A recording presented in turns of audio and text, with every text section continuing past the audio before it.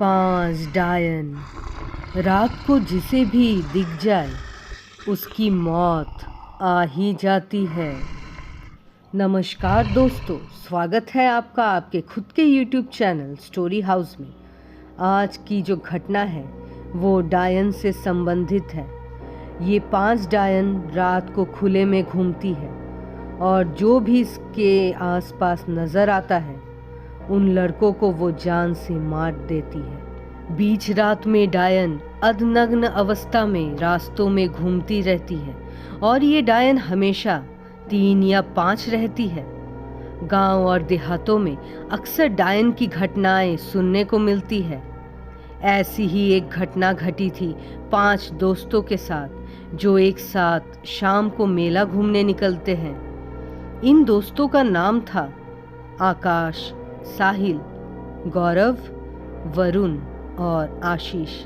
आखिर ऐसा क्या हुआ था इन 5 दोस्तों के साथ जो इनमें से चारों की मौत हो गई थी और बस आशीष ही बच पाया था? तो चलिए इस कहानी को आगे सुनते हैं। मेरा नाम आशीष है। मैं और मेरे दोस्तों ने मिलकर मेला घूमने का प्लान बनाया था। दरअसल उस समय ठंड का मौसम था। हमारे गांव में ठंड के मौसम में मेले लगते हैं। उस मेले में तरह तरह के झूले झूलने का मौका भी मिलता था और काफ़ी सारी नई चीज़ें भी दिखाई देती थी। इसलिए हम सब ने एक साथ प्लान बनाया था कि हम एक साथ घूमेंगे और खूब मस्ती करेंगे। हम सब ने वहाँ से गरम गरम जलेबियाँ भी खरीदी थी। मेले में घूमते घूमते हमारी मुलाकात कुछ लड़कियों से होती है। वो लड़कियां हमें देख देख कर न जाने क्यों हंस रही थी। मेरे दोस्त वरुण ने पूछा, क्या बात है, आप हमें देखकर हंस क्यों रही है? उसमें से एक लड़की ने कहा, वो जो जलेबी है ना तुम्हारे हाथ में, वो दे दो मुझे। दोस्त ने कहा, नहीं नहीं नहीं, ये मैंने खरीदी है, अगर चाहिए तो खुद जाकर खरीद लो। इतने में वो लड़कियां पता नहीं कैसे हवा से भी ज्यादा गति से वहां से चली गई और साथ में वो जलेबी की पैकेट भी अपने साथ लेकर भाग गई। मेरा दोस्त उस पैकेट को लेने के लिए उसके पीछे पीछे गया और पता नहीं क्या हुआ, उसे वो लड़कियां और दिखी ही नहीं।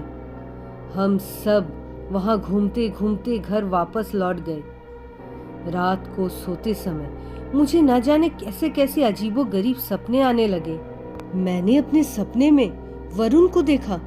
वरुण न जाने जोर जोर से क्यों रो रहा था और मुझे बोल रहा था, मुझे बचा लो, मुझे बचा लो, वो मुझे मार देगी, वो मुझे मार देगी, वो लड़की नहीं, वो तो डायन है वो। मेरी अचानक से न जाने कैसे नींद खुल गई। मैंने देखा ये बस एक सपना था। दूसरे ही दिन सुबह सुबह मैं वरुण के घर गया ताकि मैं उससे थोड़ी सी बात कर सकूं और अपने दिल को तसल्ली दे सकूं। घर के सामने पहुंचते ही मैंने देखा उसके घर के सामने काफी भीड़ लगी हुई है। लोगों से पूछने पर जो मैंने सुना वो सुनने के लिए मैं बिल्कुल भी तैयार नहीं था। वहां पर खड़े लोगों ने मुझे बताया कि आज सुबह सुबह ही वरुण ने अपने कमरे में फंदा से अपने आप को लटका कर आत्महत्या कर ली है। मेरे तो पैरों तले जमीन ही खिसक गई। ये क्या सुन रहा हूँ मैं? कल तक तो सब ठीक था, तो क्या जो मैंने सपने में देखा वो कहीं ना कहीं सच था? हम सब दोस्त काफी शॉक थे। ये जो कुछ भी हुआ उस पे यकीन करना मुश्किल ही नहीं, नामुमकिन था। लेकिन कहीं ना कहीं मुझे वो लड़कियां इन सब के पीछे गुनहगार नजर आ रही थी, क्योंकि मैंने वो जो सपना देखा था वो मैं अब भी भूल नहीं पाया था और इसलिए मैंने ये ठान लिया था कि आज फिर से शाम को हम उसी मेले में चलेंगे और इसके लिए मैंने अपने बाकी दोस्तों को भी राजी कर लिया। उसी शाम को हम फिर से मेले में गए। वहाँ उन 4 लड़कियों को हमने फिर से देखा, लेकिन ताजुब की बात तो ये थी कि उनमें से एक लड़की बोल उठी, क्या हुआ, तुम लोग आज मेला नहीं घूमोगे क्या? उसकी बात बहुत ही अजीब लगी, लेकिन फट से गौरव ने पूछ डाला, क्यों? तुम्हें क्या दिक्कत हो रही है? वैसे भी हमने अपना दोस्त खोया है, उसका दर्द है हमें। तुम अपना काम से काम रखो। वो लड़की थोड़े से गुस्से में आकर बोली, भला गलती करने से तो जान देनी ही पड़ेगी। मैंने फट से पूछा कि क्या मतलब है इसका? मतलब तुम सोचो। हमने वहां रुकना सही नहीं समझा। हम झट से मेले से वापस आ गए। उस रात फिर से मैंने गौरव के बारे में बहुत ही गंदा सपना देखा। मैंने देखा गौरव मुझे पुकार रहा है और वो रो रो कर चिल्ला रहा है और बोल रहा है, वो काली परछाई मुझे मार डालेगी, मुझे बचा ले आशीष, वो काली परछाई मुझे मार डालेगी, भाग जा यहाँ से, भाग जा। ये सपना इतना भयानक था कि मैं तुरंत उठ गया नींद से। मेरे पूरे पसीने छूट रहे थे। दूसरी ही सुबह मुझे ये खबर आया कि मेरा दोस्त गौरव इस दुनिया में नहीं रहा, उसका बाइक एक्सीडेंट में मौत हो चुका है। ये सब कुछ क्या हो रहा था, मुझे कुछ नहीं समझ में आ रहा था। इतने में मेरे फ़ोन पे साहिल के नंबर से कॉल आया। मैंने फ़ोन उठाया ही था कि आंटी जोर जोर से रोने लगी। साहिल की मम्मी मुझे बोल रही थी कि बेटा जल्दी आओ, देखो साहिल को क्या हो गया है, ये क्या अजीबोगरीब हरकत कर रहा है, इसे डॉक्टर के पास ले जाना होगा, तुम जल्दी आ जाओ। मैंने झट से आकाश को कॉल लगाया ताकि वो भी मेरे साथ साहिल के घर चल सके। लेकिन फ़ोन करते ही मैंने जो सुना वो सुनकर मेरे रोंगटे खड़े हो गए।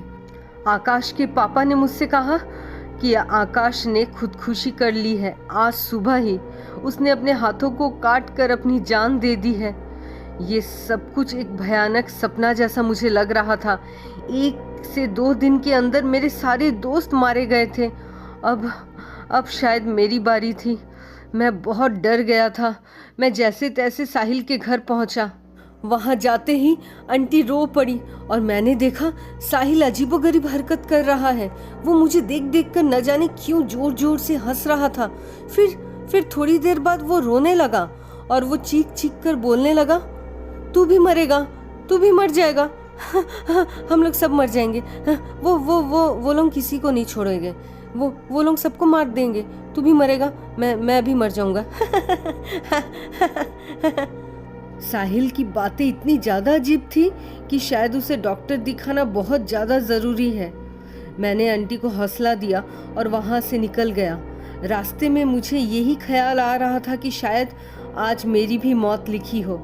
लेकिन अचानक से मुझे याद आया कि अगर मेरी मौत लिखी ही है तो फिर अभी भी डायनो ने मुझे मारा क्यों नहीं? अभी भी मैं जिंदा कैसे हूँ? मुझे मेरी दादी की एक बात याद आ गई। मेरी दादी बचपन में मुझे डायन की कहानियाँ सुनाया करती थी।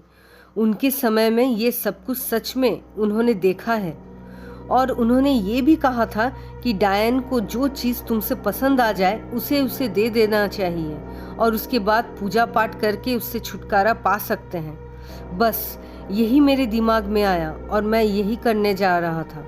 मैंने बाजार से ढेर सारी जलेबियाँ खरीद ली और उन जलेबियों को एक बरगद के पेड़ के नीचे रख दिया।